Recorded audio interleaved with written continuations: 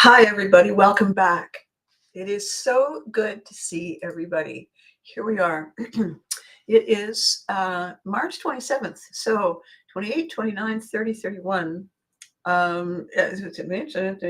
So 5 days, including today, until birthday month.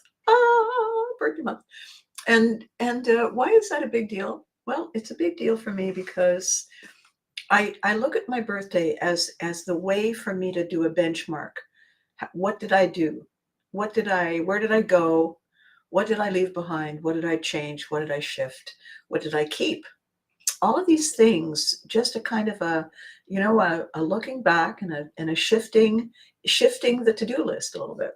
So I haven't been poking people in the eye with my little birthday ram for every single day the way I normally do because stuff's been a bit busy. We've all been a bit busy, and I've been taking it easy. Anyway, for those of you who are just joining me for the first time, that made no sense. And I realize that. So a little clarity. Here we go. Clarity. Bonus. Now, quick recap. Welcome back to all of you who have been joining me all the way through this, off and on, depending on your schedules. This is episode 344 of a decision I made 344 episodes ago, that I was going to do 2 videos a week, Tuesday and Thursday mornings, Shoes Day and Thor's Day mornings, without fail, weather permitting, and the creek don't rise. And I wanted to do that to get myself back in performance mode because I've been away from it. And I wanted also to create a climate of connection in a way that I had never done before, because we are all needing more connection. We are all needing more reassurance. We are all needing more closeness and togetherness every time things get unsettled, unstable, weird. And I wanted to be part of that solution. So that's the reason for this. Who I am, for those of you who have just joined me and you're looking at the background around me. So I was on television for quite a while, on a series that was actually made in Canada called You Can't Do That on Television. And it was a children's show in which the kids were in charge, except that they didn't really have any ability to take over and run things because the counters are too high and they can't drive and they don't have a license. And so the adults who had no idea what they were doing were still titularly in charge. And it was frustrating for them and rather puzzling for the adults who thought they were having a wonderful time. It was very popular with kids who felt exactly the same way. And today, those kids are now, decision makers. They've got families. They're CEOs. They're running things. And every so often, when I bump into them, they say, "Oh my gosh, I got to tell you." And in fact, it happened to me last night. Quick shout out, lovely man, Billy Tuma, who is a professor of popular culture and influences in New Jersey, USA, who did a documentary on Teddy Ruxpin, and the creator a few years ago has been a fan of You Can't Do That and the Care Bears for a long time. And he invited me to get on a Zoom call with his students, his grad students, who had just watched the documentary The Orange Years, which was done by Scott Barber, to honor the beginnings of Nickelodeon. And arguably and reasonably and verifiably, You Can't Do That on Television played a big role in that. So that's who I am. Other than that, I'm a military kid. I'm a Canadian. I have Viking ancestors. So it means basically that I'm a global child. Temporary and uncertainty are the norm. And I am learning how to communicate to people the tools that I have that allow me to navigate uncertainty and change successfully. That's it. All right. Well, thanks for stopping by. So anyway, today's episode is a question about certainty. I would say that's the right word to use. And what I did was I asked Do you draw your lines in stone, or do you draw them in sand? You know how we say a line in the sand. More and more since the pandemic, since I would say year one of the pandemic, so let's say 2020-ish, as the uncertainty prolonged, as the instructions prolonged and shifted and changed back and forth, as people were told to stay home, don't stay home, do this, don't do this, do that, don't do that, we began to reach a place where, rather than saying, yeah, sure, no problem, we found ourselves saying, could you make a decision and stay with it? And the answer seemed to be no. At which point, people became inflexible because they'd had enough. It wasn't that they had enough with things that go wrong or things that go right or change itself. What they'd had enough of was the lack of clarity. What they'd had enough of was no set of instructions that made any sense. It's like when you buy a piece of furniture and you open the instruction booklet. You bought a table and the instructions are for a lamp. The level of frustration, we go from zero to everything, because now we have to either go online or go back to the store and figure out if that was just the mistake at the factory or in the one I got. Because what I really wanted was the table and I kind of needed it today. So now I don't have a table and I'm not getting anything else done. And the level of frustration rises. And as it rises, we start saying, no, no, no, because it feels as though we are being unreasonably tasked with compensating for others. And we don't like it because the outcome doesn't serve us. It serves them. And that is no fun at all. And good morning, Freddie. It's good to see you. So the conversation today is talking about the outcome. So in order to talk about the outcome, I want to tell you two quick stories. Because my stories, in case you hadn't realized, are metaphors. I'm finding the truth in my own life that verifies the assumption I've made and the conclusion I've reached. So oddly, by all stretch of the imagination, by every definition, including my own, I seem to have managed to spend a lot of time with mechanics and truck drivers and builders and home fix-it people.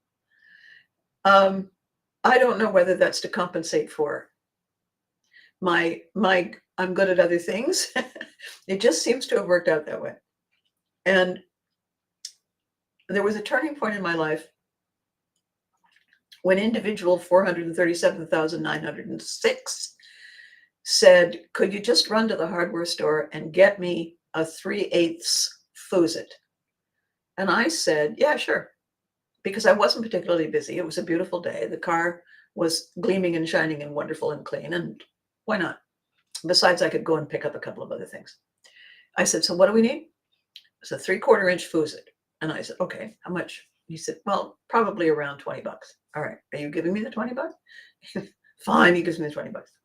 So I get in the car and I go to the hardware store and I walk in and some guy comes over and says, can I help you?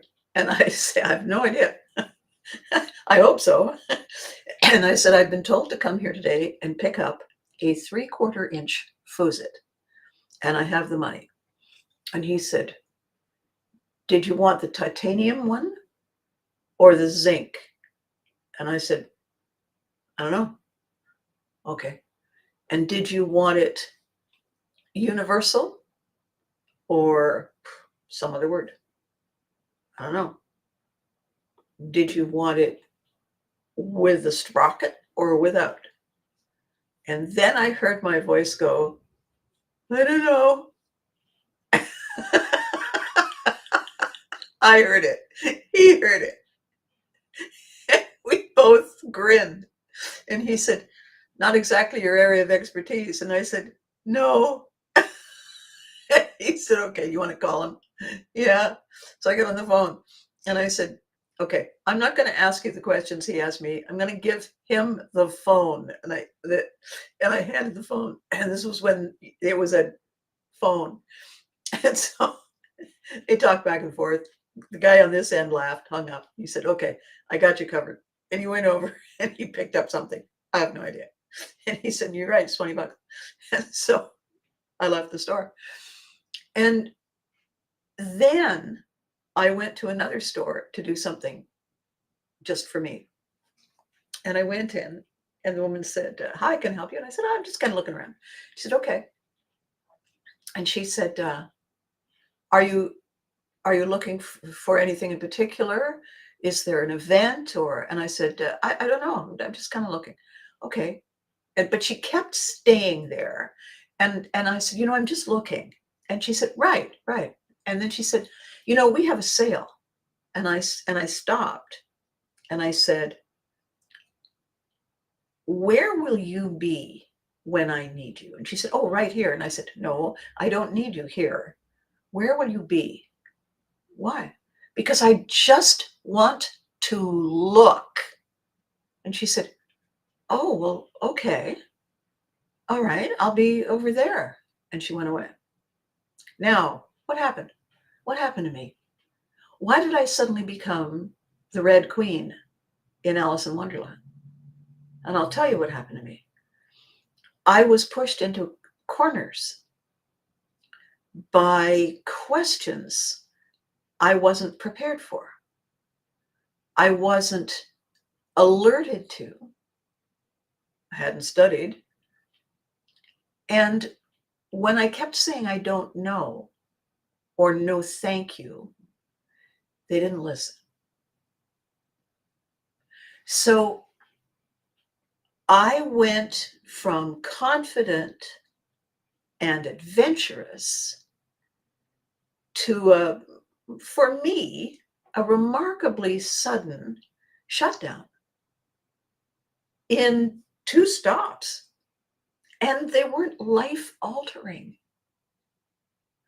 What they were pushing against my boundaries. They were forcing me to make decisions I was not ready to make. They were not listening to my answers, and they were crowding me to make better ones. And I didn't know all of that in the moment. In the moment, I was just done. And when the woman said, well, I'm very sorry. And then when I had, finished looking, I walked over to the area where she was. And I said, you know what you need to do?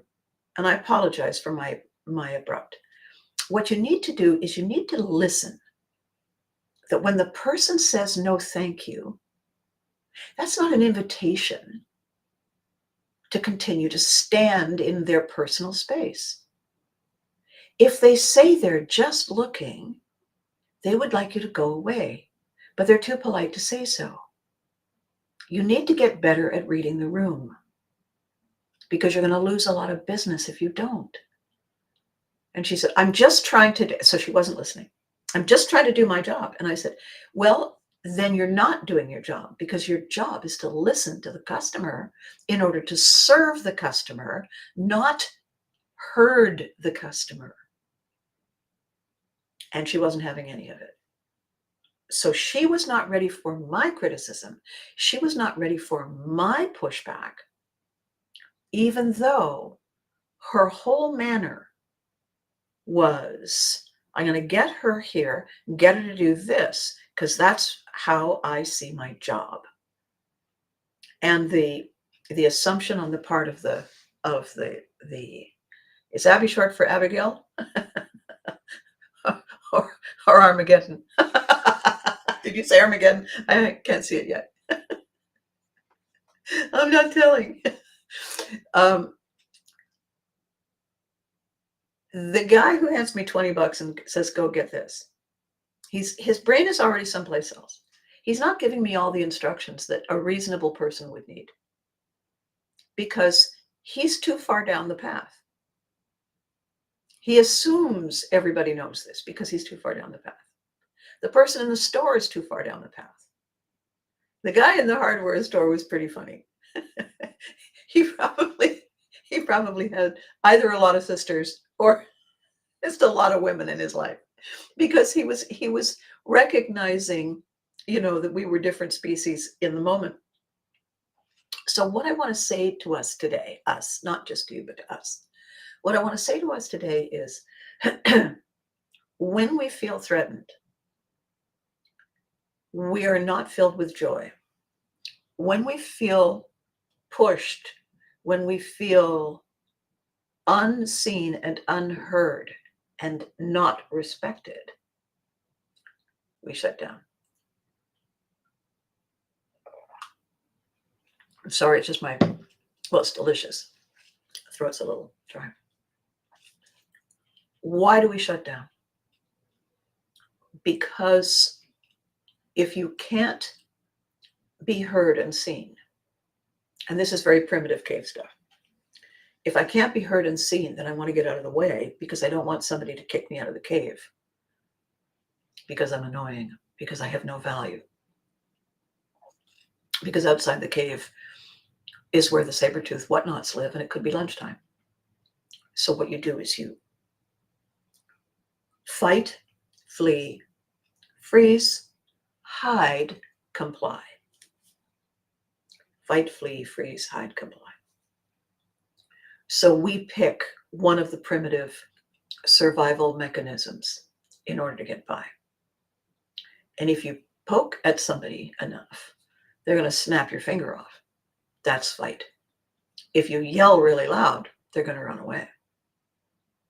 If it's looming and dominating and pervasive, and there's no time or room or energy or skill to fight or flee, we freeze. We don't want to be singled out. When they're not looking this way, we hide. Worst case scenario, when they threaten us and bully us, we comply. Just to get by. However, there are limits. People have limits. And I've been reading a very interesting book on the subject.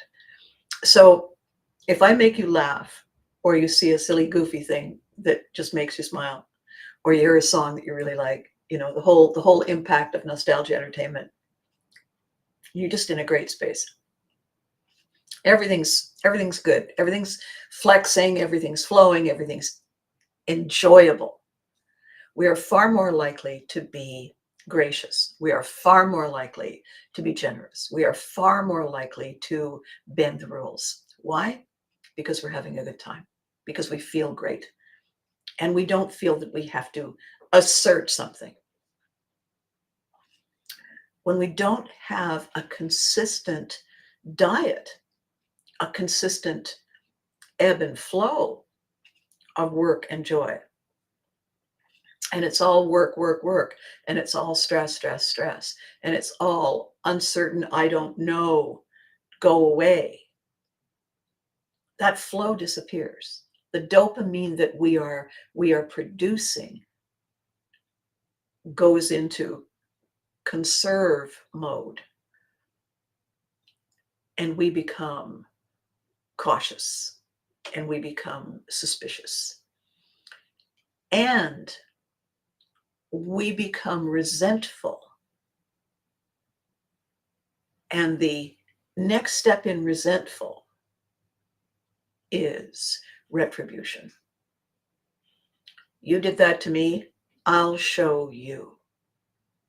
Now, all of these things that I'm saying in terms of the breakdown, that are all layers of trying to enforce some sort of control, trying to turn the vehicle to go in the direction we want, trying to limit the things we don't like.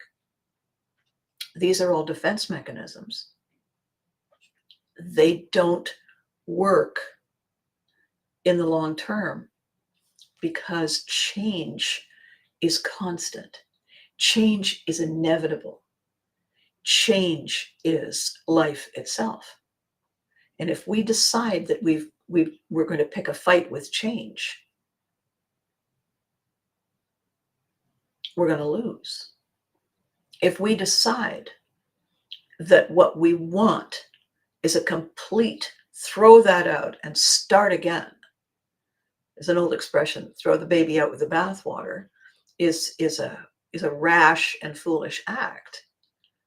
But when people are furious, when they've hit a wall, when they're down to their last inches of capability, they don't care what they throw out. They just want it gone. They want whatever that thing is, that feeling is, to stop. So they look in the direction of the stress and they assign how they feel to whatever that is. They assign their accumulated response to the push and the push and the poke and the poke to something or someone or some process, because we have to assign it to something. We have to give the ownership of it to some entity, because then we can focus our resentment and our retribution and our fed upness in a distinct and clear direction. We need clarity. We need the straight lines. We need the certainty when we're afraid. And when we have no control, we need somebody else to do it for us. And the longer they delay and the less capable they are, the more angry we become with their failure. And their failure to step up and show up the way we want rapidly moves into our frustration with them as a person. We easily say, if they cared, they could do it. That they don't do it means they don't care. If they don't care, who needs them? That is the angry, frustration, exhaustion, confusion, brain stepping assumption process. And as I'm describing it to you, I can, in the little kaleidoscope of images and memories in my head, I can pick 100 of these exact examples going on all around me, all around us, in increasing numbers since the pandemic. So what happened in 2020, which is now, wow, 5 years ago, what happened in 2020 was a complete shift in our concept of normal. There are shifts all the time, but this was the first big one in our lifetimes.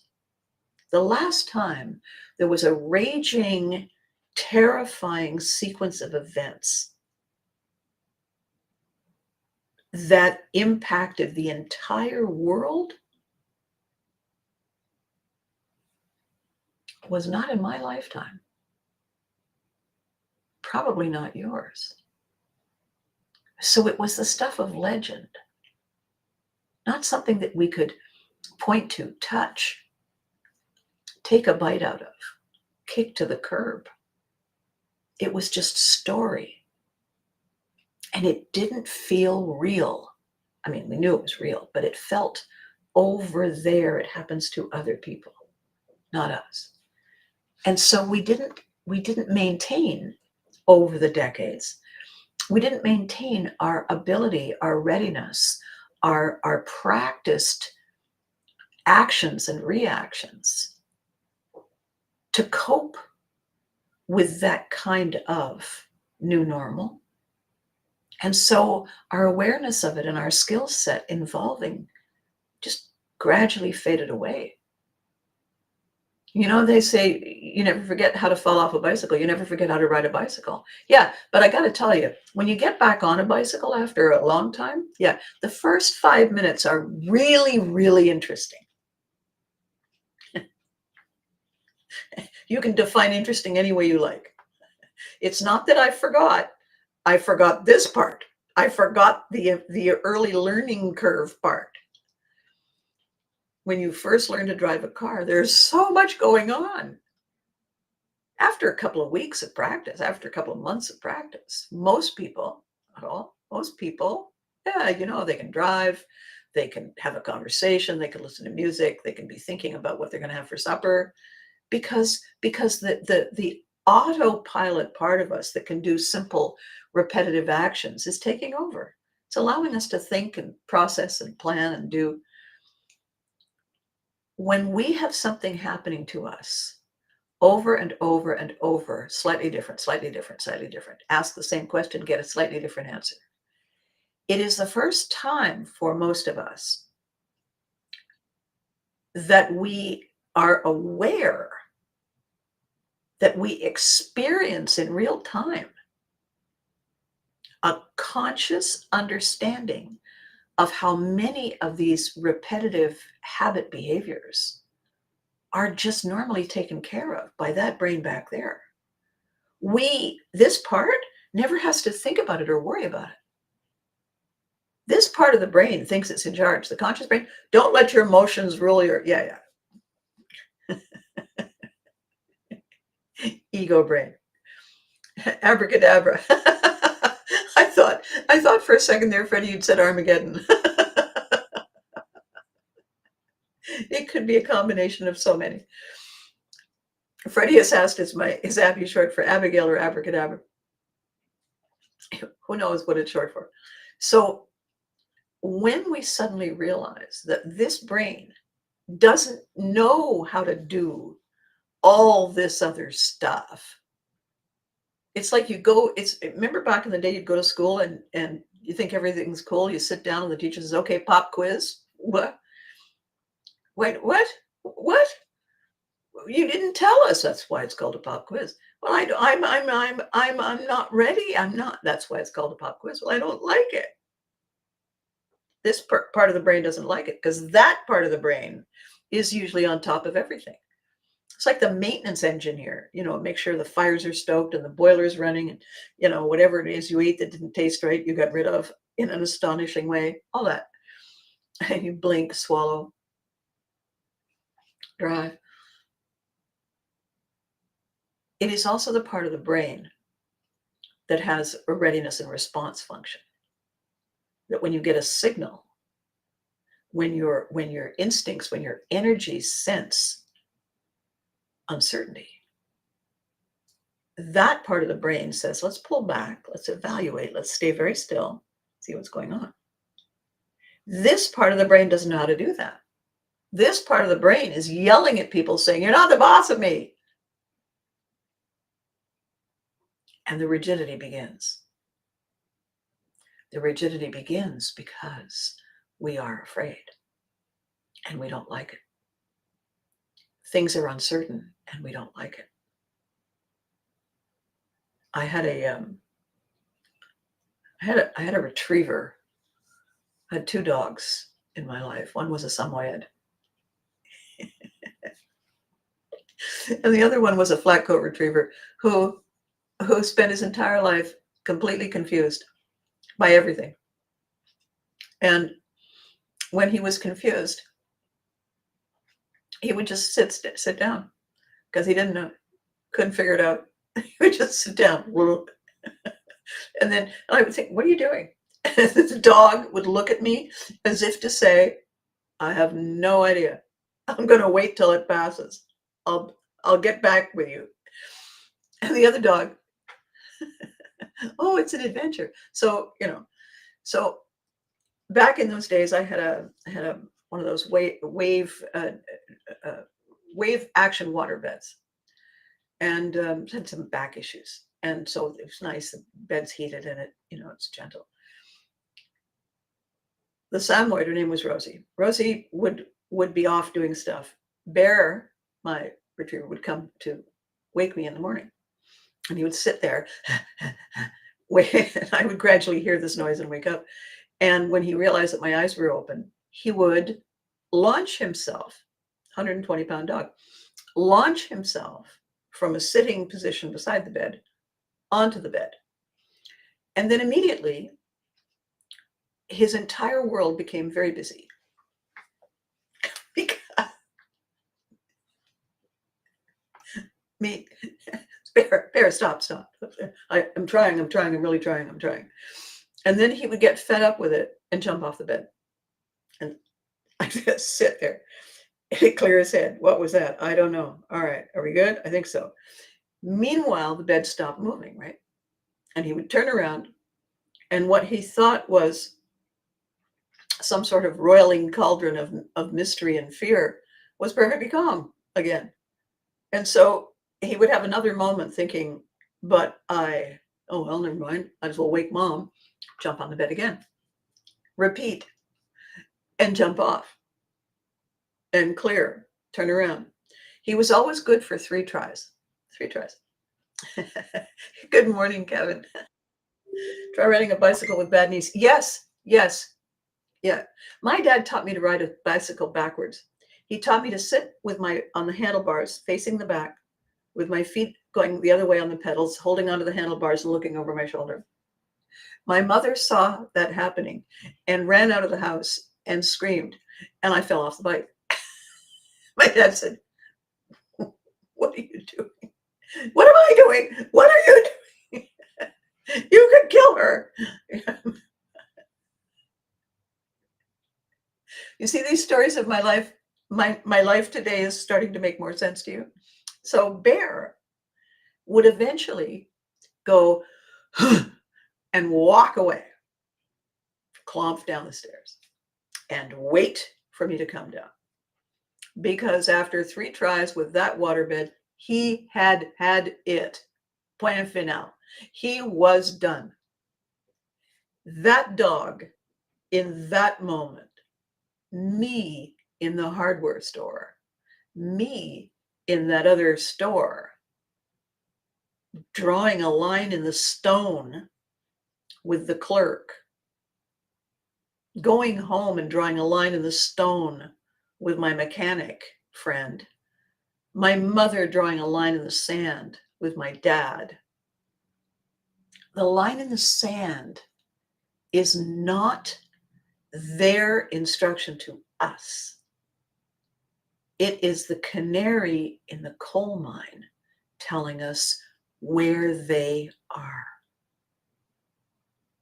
I hate that guy. It has got nothing to do with that guy. It has got nothing to do with what that guy did or is doing or is about to do. I hate that guy is the canary in the coal mine saying, I'm not okay. I'm not coping well. I'm shutting down. I'm done. Because those people, because that process, because those outcomes, because this uncertainty, because that waterbed, because my lack of knowledge and everybody else's assumptions are not only scaring me, they're not only exhausting me, they are making me feel irrelevant, unheard, unseen, unvalued, of no consequence in the process. Now, when people shut down, they shut down in a couple of ways. One is they literally shut down and they go into a kind of numb, robotic going through the motions. It's the shadow personality. I'll explain about that in a second. The other kind of shutting down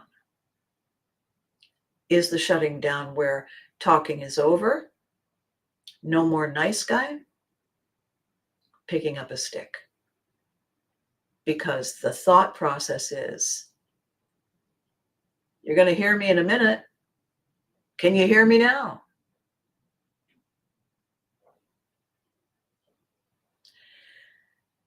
And when you look around, it's beginning to feel a lot like that. A lot less like Christmas and a lot more like intolerance. Intolerance is rigid. Intolerance breaks under pressure. Intolerance has no flexibility, has no room for allowance. It resists change. And because in that final list item, it resists change, it is doomed to fail. Doomed to fail. Because change is constant. Change is inevitable. And refusing to go with any more changes is futile. What is it? What is that quote from that line from that show, Resistance is Futile? Resisting change is futile. Leveraging change is powerful. So there's a hack that I use, and I've talked about it before. It's a two-part hack. I talked about the 5-finger breathing exercise the other day. And the reason I want to bring it up again, and I'll demonstrate it in case you hadn't seen it before. The reason I want to bring it up again is because in order to be able to restore our balance, to restore our our default programming, we need to interrupt. The image is somebody going by on a bicycle. If you have a long stick and you just go like that, and the stick goes into the spokes of the wheel, the front wheel, the bicycle stops. That's called a disruptor. It's not an interrupt, it is disrupt, and the bike falls over. Now, what happens in that case is the momentum is gone. In order to create the momentum, to get the momentum back, the person has to get up. They have to go through whatever it is they have to go through to get themselves ready to get back on the bicycle. They get on the bicycle, and then they start off, and they have to pedal, and they have to get their momentum back. That interval from full on to full on again is the period in which there is no momentum. It is the reset. So you picture that bike stop, move. From there to bike going again is the reset interval. When you reset like that, you don't carry forward the momentum. You have to start again. When I use this image to talk about frustration and anger and resistance, and I say, if you're angry, if you're frustrated, if you've drawn a line in the stone and something stops you, either you're exhausted or there is some external force, and you go away and you deal with this other thing and you come back, you don't have the same energy and the same emotion and the same determination to police that line in the stone that you had before. Why? Because the arc of emotion and the arc of intention was interrupted. There was a reset. Things changed, right? So the 5-finger breathing exercise is very simple. It's this. You just run your index finger on the outline of the 5 fingers on your other hand. No big deal. And then you do it again. It takes 30 seconds, in case you're wondering. And then you just go back. And by the time you've come back all the way to here, you have reset. Your breathing is different. Your focus is different. It's not that you forgot what happened, but you're not in full momentum anymore. To go back to where you were, you have to deliberately, consciously push that momentum into existence again. That's a simple hack. That's a simple cure. What I do to people is I surprise them. I surprise them with a silly idea. I come up with a crazy set of words put together that make no sense. I get them to laugh. I get them to engage with me on my terms, on my subject. I distract them. And by the time they walk away, I have been the disruptor in the momentum of their rage, of their confusion, of their exhaustion. If I have triggered their dopamine, if I have triggered their laugh button, they've had all that positive, good breathing, and they're in a better mood. They have to work hard to get back to frustration, to the level that it was. That's my technique. But the other one that I want to remind you of, that I want to talk about again, I go on and on and on about this for a reason, because it works. So when people get these from me directly, there's 2 little inserts. One is my business card, so you can contact me for more of them. And the other one is a basic idea. And what it says is this: got stress baggage? List your triggers in the breaks between your tasks to let the triggers go. It's okay. You won't forget. Just read them and think about them later. Remember, you're in charge. That's it. And what is inside this little notebook is, and by the way, it's exactly the same size as your phone. Exactly the same size, right? So you can't say, I wouldn't have any room for it. Yeah, you would. So I planned that. So inside here, what I do is I get a weapon of mass construction. And when I break my day into little chapters. So for instance, get up, get organized, get dressed, get ready to launch, whatever. At the end of that sequence of events, if anything happened that was annoying, I write it down. It's like 30 seconds, maybe 60 seconds, just a bullet point, right? Not a big, long story. So I broke my eyeliner pencil. Okay, eyeliner pencil. And just staring at the word eyeliner pencil right after I broke it is yes. And why is that a thing? Well, because eyeliner, and then it breaks. Now you have to get a sharpener. You have to find the sharpener.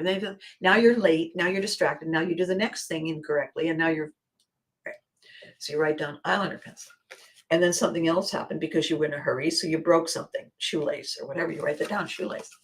And when you finished and you're getting ready to do the next chapter of stuff, like breakfast, you draw a line under these things. You draw a line under them like that, and you put the folder with your phone.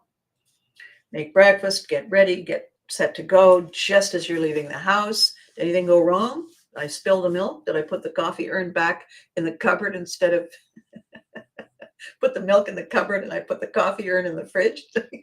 You think, okay. Kitchen disasters. Draw a line under it. Get in your vehicle. Head off to where you need to go. When you arrive, if anything happened on the trip, write it down. That stop sign at Main Street, exclamation mark. Every time when you're done, you draw a line under it. What we're doing is we are creating a pattern interrupt, a physical removal of where it's festering and place it there where it is benign until you pick it up and look at it. And because you've written later on the outside, you're not going to forget. You're not trying to pretend that you're not mad. You're saying, I honor, I respect the way I feel. That was annoying. I'll deal with it later because I got stuff. And by doing that, by being the author of this decision, taking this, putting it there to deal with later, you get all your control back. That person who's in charge, who this, write it down. That person is an idiot. That person pisses me off. Draw a line under it. Take it out.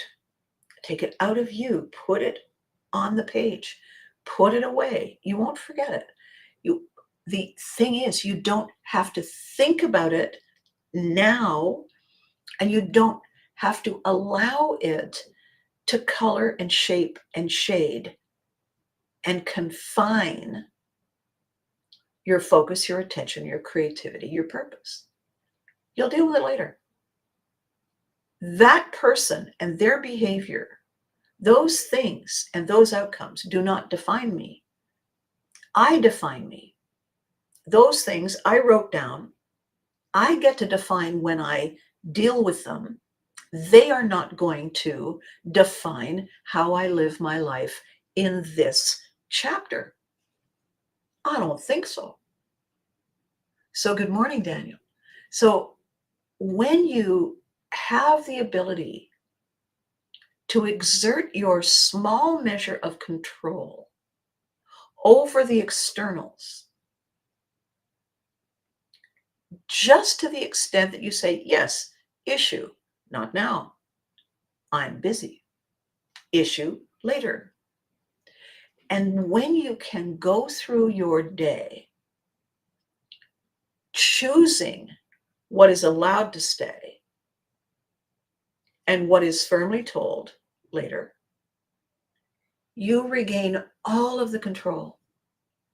No matter what it is.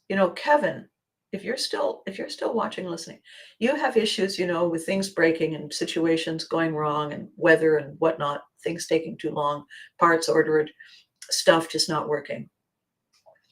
And the cumulative effect is exhausting. It's draining. It's frustrating.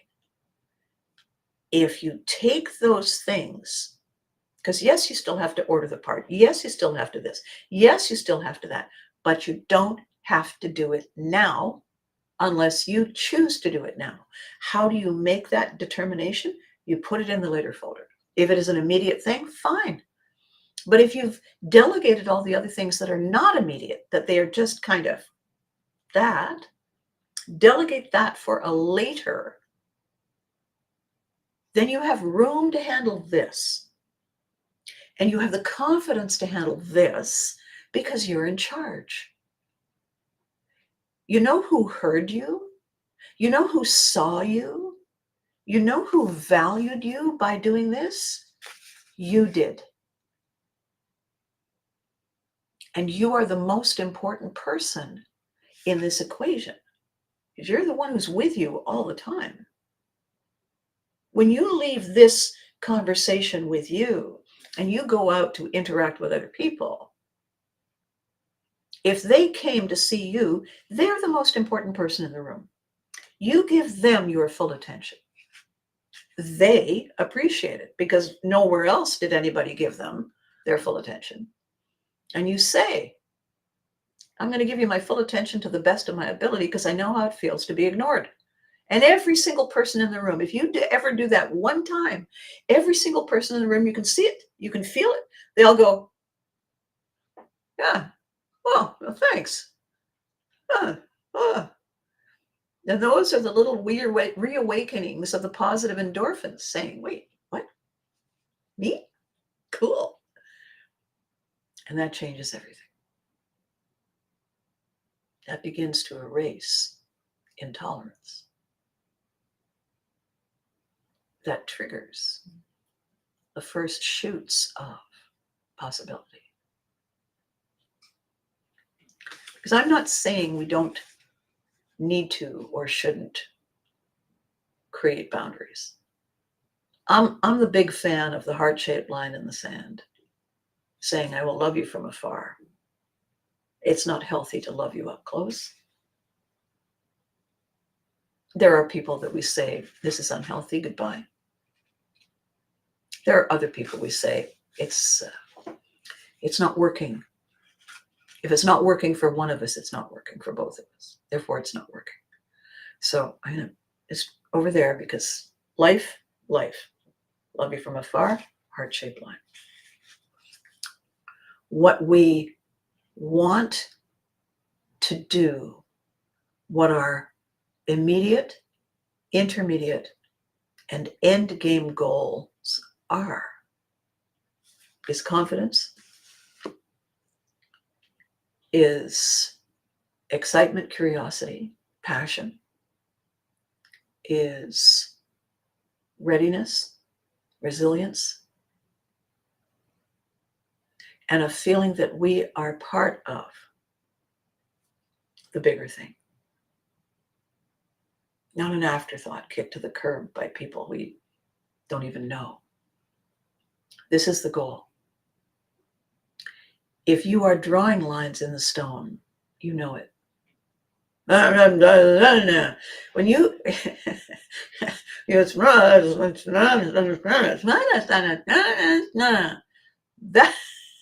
that's stone drawing right there. If you go and stand in front of a mirror and you do one of those emotions, or look at you, look at your face, look how fabulous you look, darling. You look like a gargoyle. We're not supposed to look like gargoyles. We're supposed to look like people.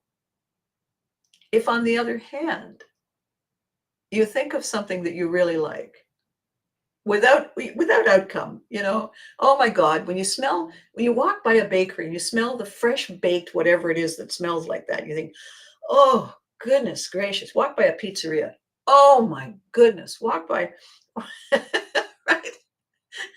You come home, you got a cold, it's raining, and you can smell tomato soup and grilled cheese sandwiches, and you think, oh, it was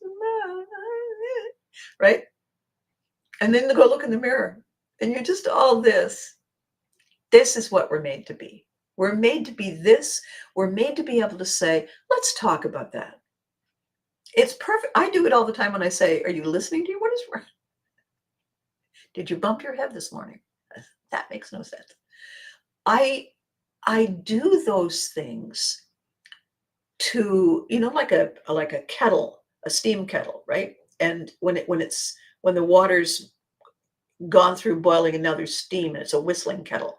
I have those outrageous statements. Are you listening to you? I have them to release the steam. I have them to disrupt the flow of toxicity and stress and tension and frustration and helplessness. In the absence of the later folder, if I walked around with pockets full of later folders, I'd be 20 minutes late for everything.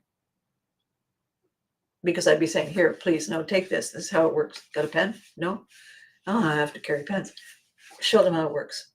Do it. Do it. Do it until you see me next. Do it for a couple of days. Let me know how it feels. I have never had somebody say, nah. I've never had somebody say, nah. People have said, that's really interesting, isn't it? How does that work? Why does that feel better? They're curious. They want to know. They want to know how this process got rid of all this. One of my brilliant showbiz kids has a life motto that I think should be written on everything. If you're chasing it, you're doing it wrong.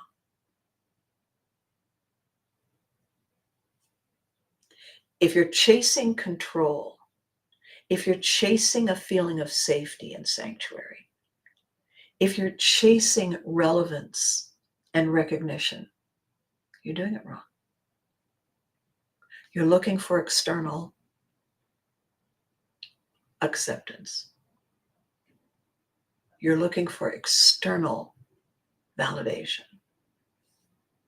It starts here. It starts with us. Validate me.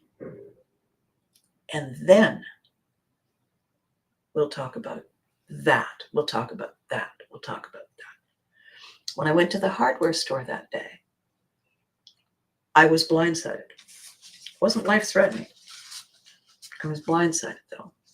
And I didn't like being blindsided. It's unsettling. I was already in an unsettled state, and I didn't have a later folder.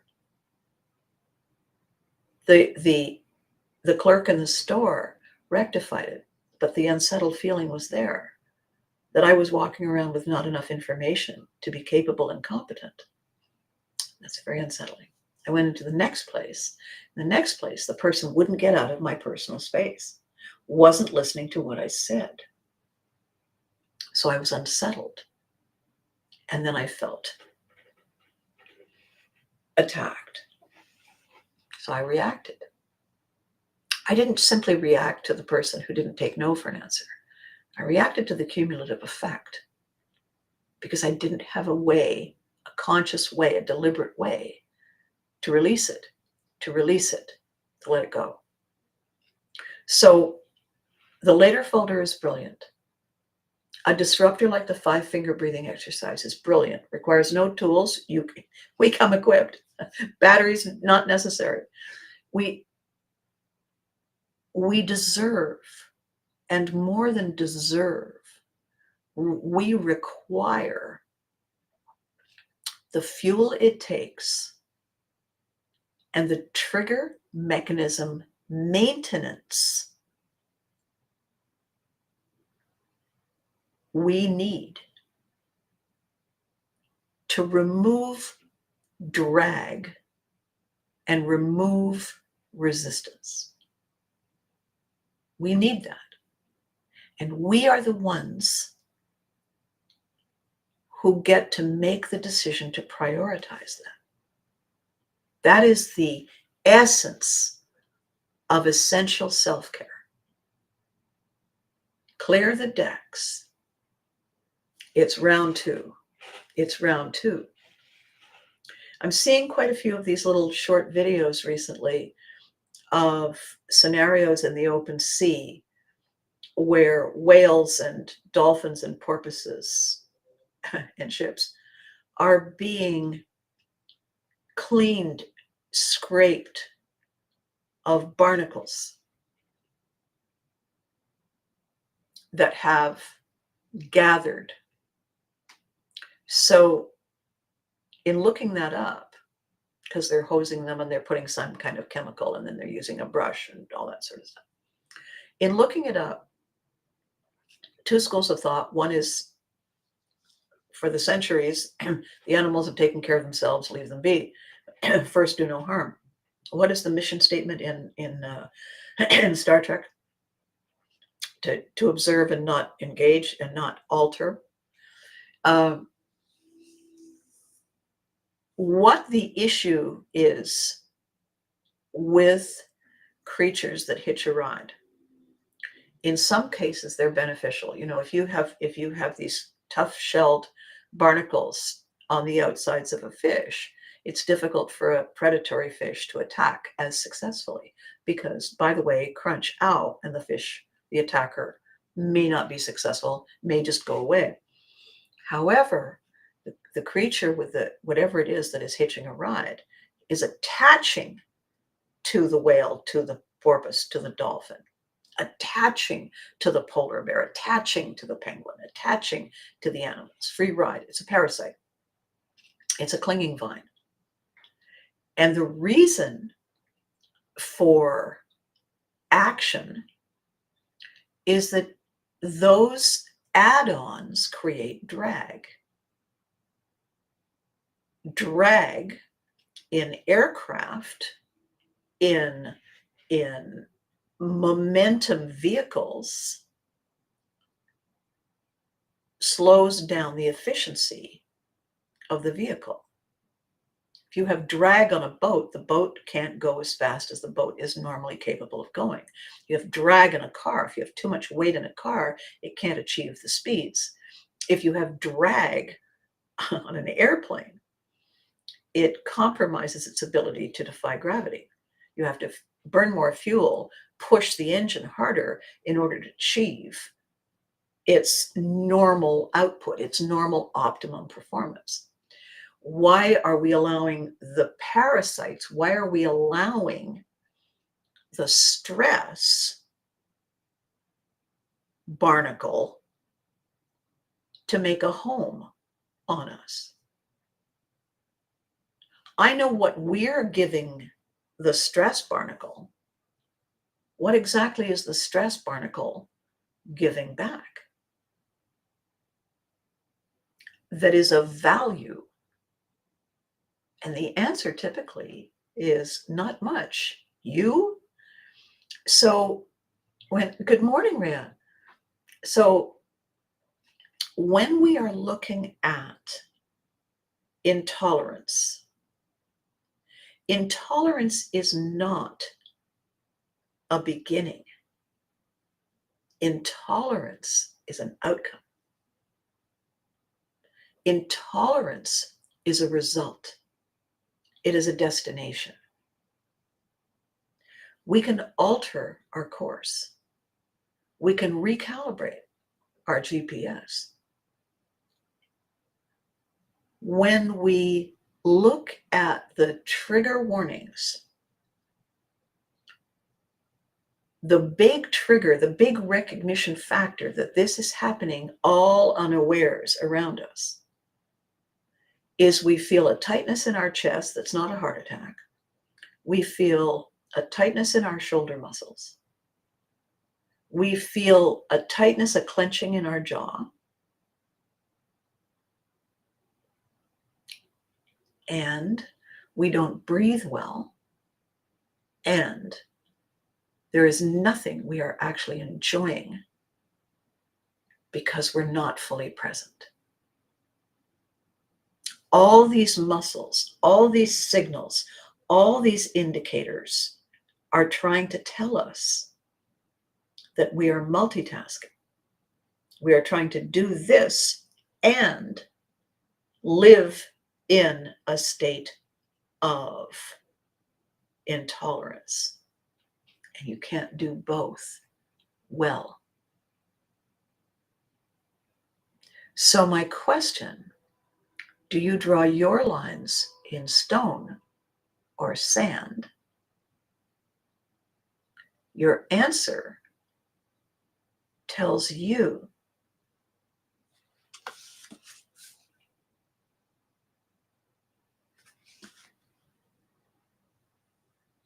you deserve better.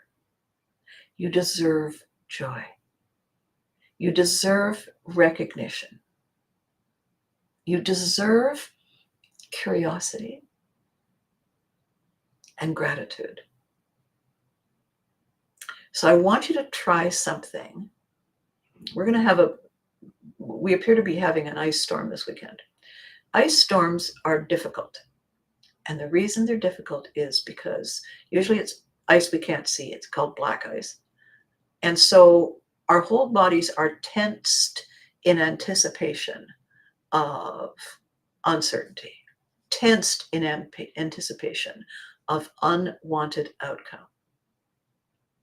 And we remain tensed all the way through looking at the weather forecast, anticipating, looking out the window. We are tensed. We are not fully present. When the storm is actually upon us and we're looking out the window, we realize, oh, I should have put something on the windshield of the car. We have to go out to the car because we're expected someplace. Everything we do, the way we walk, everything, how we cope with everything. We are in a state of intolerance. We are in a state of stiff, rigid control as much as possible so there are no surprises. If we are rigid and we slip and fall, the likelihood is vastly greater that we're going to damage something, because rigid is brittle, is vulnerable. Flexed and fluid are more resilient. It's really difficult. Can you actually reset the shoulders? Yes, but you're not fixing it until you let it go. Ice storm, uncertain. Ice storm, uncertainty. Later. It's not happening today. Later. I can get on with my day. I have everything I need to be concerned about for tomorrow in the later folder. Do I need to go and buy supplies? Good. Take the later folder. Let's go get supplies. Get that taken care of. That's self-care. So my lovelies, whatever is happening this weekend, I'll tell you what's happening in my world. So Monday is the beginning of Aries month, April, my month, my birthday month. I'm excited. April is when I submit my taxes. I always wait. I'm a small business, so I can do that. I'm excited about wrapping that up. This weekend is an ice storm. This weekend is the beginning of spring cleaning. Everything that I'm doing this week and weekend is preparing to clear my path. Why? Because Pivotry in motion. Because all of this work that you and I are doing together, all of these plans, all of these things that I'm writing down, all the tools that I'm bringing together, the one-woman show that is going to be amazing, the training, the consulting, all of these things that are getting into place. My beautiful new website, almost ready to share with you. I can't wait to hear your comments. This is a long time coming. And this weekend is the turning point. It's rounding the clubhouse turn and into the home stretch. That's my weekend. And I have made that possible by writing in the later folder and letting things go. A week and a half ago, I had to let something very big go. It came out of nowhere. It was a surprise. The temptation to try and figure out the origin of the species of weirdness was huge. However, a very clever friend of mine said, okay, so who cares? Who cares? It's over. And I said, blink. You're right. And I wrote it down. I wrote down all the things about it. And you know what came off the page at me when I wrote it all down, all the little bullet points, I wrote it all down. What came off the page at me was broken. Not me. Them. Broken.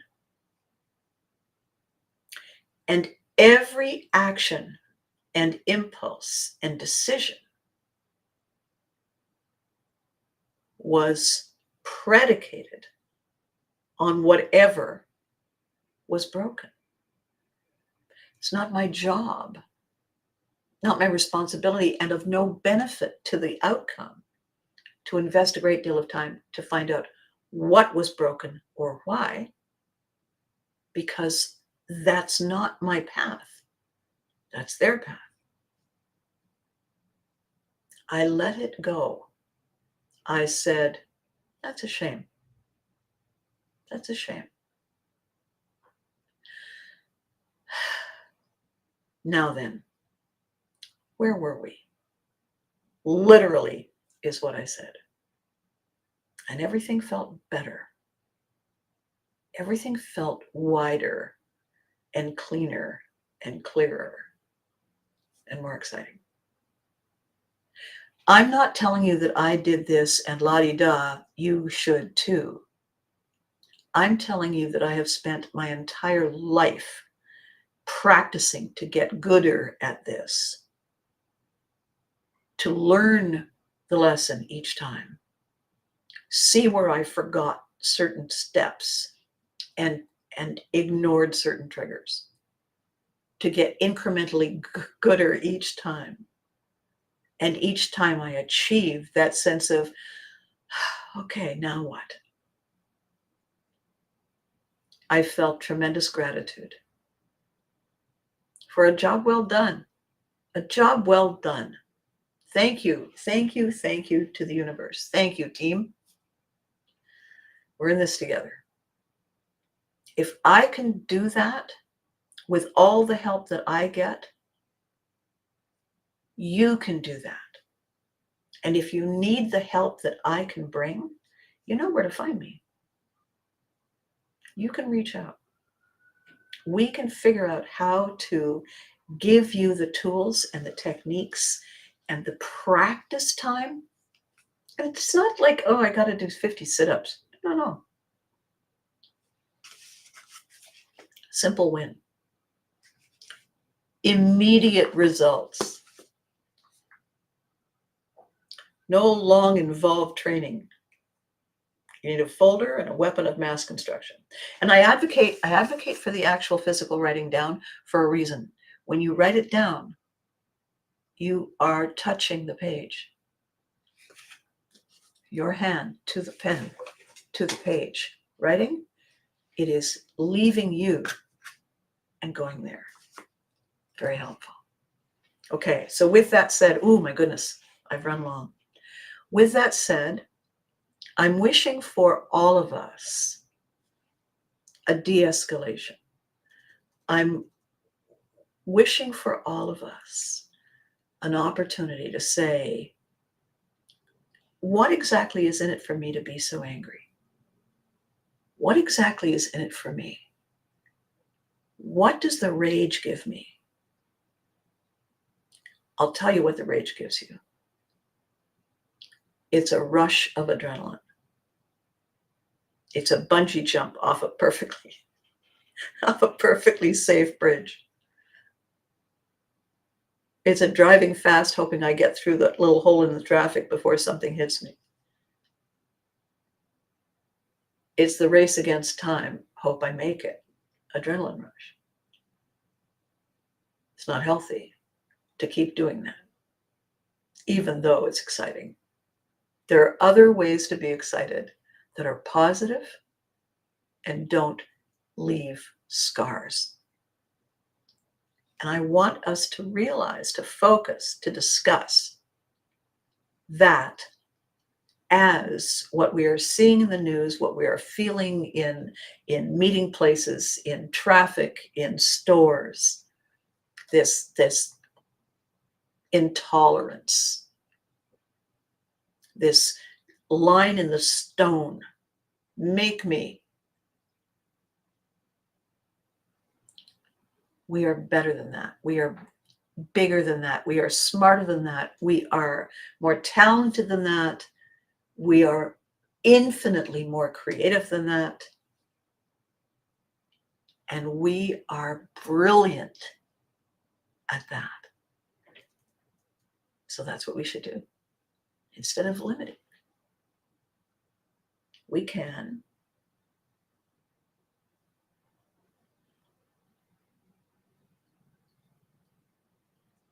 grow.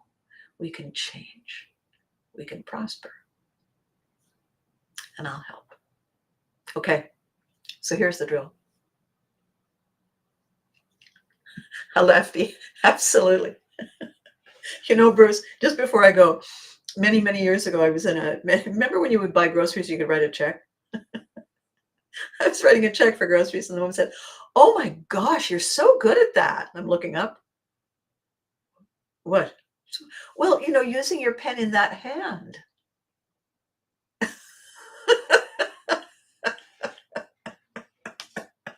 Me. Thank you. I thank you. Thank you. Thank you very much. Non sequiturs are us. Okay, guys and gals, and humans of all shapes and sizes. Thank you for spending the time. It's awesome. It's delicious. Thank you to all the newcomers. It's so wonderful to see you. Tell your friends.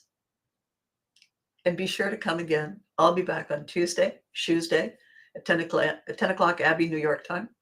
And I hope you'll be there. During the weekend, be good to you. Be good to you. And then be good to them. We all deserve it.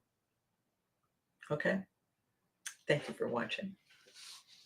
I will catch you next time.